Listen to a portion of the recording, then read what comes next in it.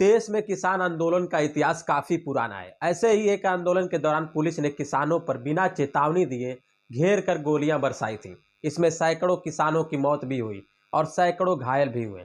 यही आंदोलन बाद में देश से जमींदारी व्यवस्था को खत्म करने की वजह बना था। फसल पर नियंत्रण, समर्थन मूल्य यानी एमएसपी की कानूनी गारंटी, स्वामीनाथन आयोग की रिपोर्ट लागू करने और लखीमपुर खीरी हादसे पर सख्त कार्रवाई की मांग को लेकर देश के कई राज्यों के किसान दिल्ली की ओर बढ़ रहे हैं। देश में किसान आंदोलन का इतिहास काफी पुराना है। आजादी से पहले ही किसानों ने अपने हक के लिए आवाज उठाना शुरू कर दिया था। ऐसे ही एक आंदोलन के दौरान पुलिस ने किसानों पर अंधाधुंध फायरिंग कर दी। घटना में सैकड़ों किसानों की मौत भी हुई, वहीं सैकड़ों किसान जख्मी भी हुए थे। इतिहास में इस घटना को मुंशीगंज गोली कांड के नाम से दर्ज किया गया है। इसे ब्रिटिश राज में दूसरा जलियांवाला बाग कांड भी कहा जाता है।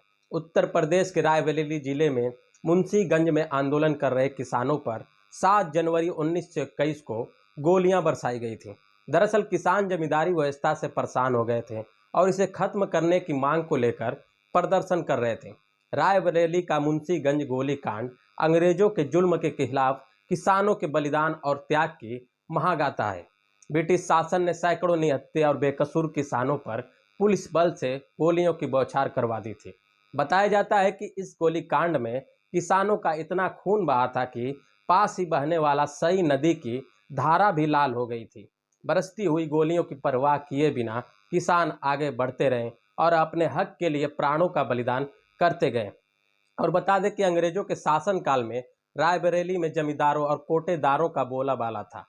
ये किसानों को जमीन मुहैया कराकर उनसे अंग्रेजों के लिए टैक्स वसूलते थे।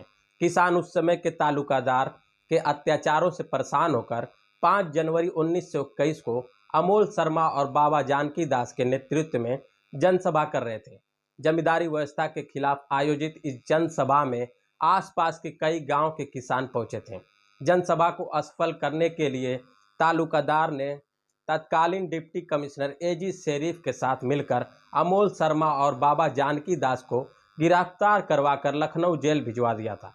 अगले ही दिन यह खबर फैल गई कि दोनों नेताओं की लखनऊ जेल में प्रशासन ने हत्या करा दी है।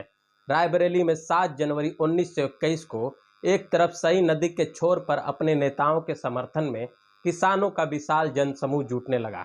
किसानों की भारी भीड़ और विरोध प्रदर्शन को देखते हुए नदी के किनारे बड़ी संख्या में पुलिस के जवान तैनात कर दिए गए थे।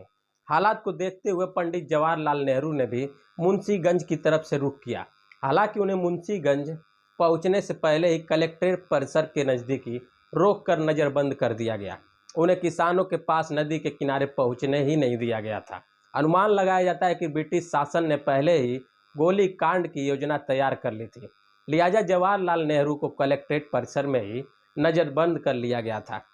अंग्रेज हुक्मरानों को डर था कि अगर जवाहरलाल नेहरू को गोली लग गई तो मामला बहुत ही गर्म हो जाएगा। फिर प्रशासन के कहने पर जनसभा में जुटे सभी निहत्थे किसानों पर अंग्रेजों ने गोलियां बरसा दी। रिकॉर्ड्स के मुताबिक बता दें आपको कि मुंशीगंज गोली कांड में 700 से ज़्यादा किसान मारे गए थे, वहीं 1500 से ज़्यादा किसान घायल हो गए थे। चूँकि पंडित जवाहरलाल नेहरू नज़रबंदी के कारण इस जनसभा में शामिल ही नहीं हो पाए, इसलिए वो बाल बाल बच गए थे। इसी गुलाम भारत का दूसरा सबसे बड़ा हत्याकांड माना जाता था। मुंशीगंज गोली कांड के बाद भी किसानों के हौसले नहीं टूटे। इस आंदोलन में देश भर के किसानों की आवाज़ जुड़ने लगी।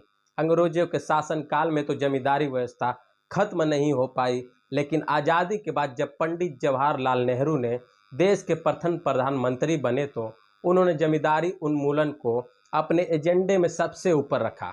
उत्तर प्रदेश में रायबरेली के मुंशीगंज में किसानों का यह आंदोलन ही बाद में जमींदारी व्यवस्था को खत्म करने का कारण बना।